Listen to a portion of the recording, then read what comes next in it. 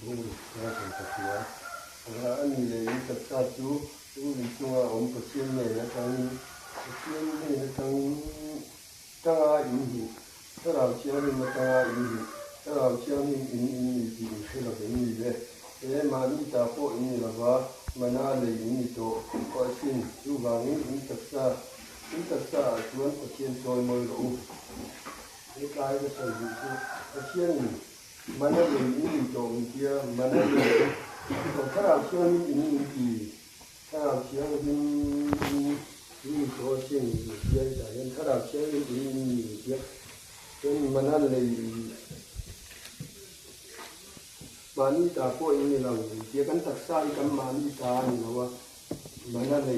กันมีตัวคือกันตักษากันตามีที่เราจนมานี่ดูดานในทัศน์ดานนะผมเราว่าตะเคียนมันอะไรนี่ตัวมันเกี่ยตะเคียนมันเลยตัวคือกันมานี่ดูดานในทัศน์ดานนะผมเราว่าตะเคียนกันดูดานนะออกมาดูดานนะผมตัวกันเนี่ย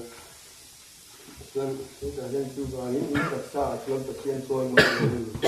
กันตักษาตะเคียนซอยมันตัวกันเนี่ยนี่ดูดานในทัศน์ดานนะผมเราว่าตะเคียนฝักในซอยมันกันที่ตัวเนี่ยตะเคียนซอยมันโดนเทียบตะเคียนกันซอยมัน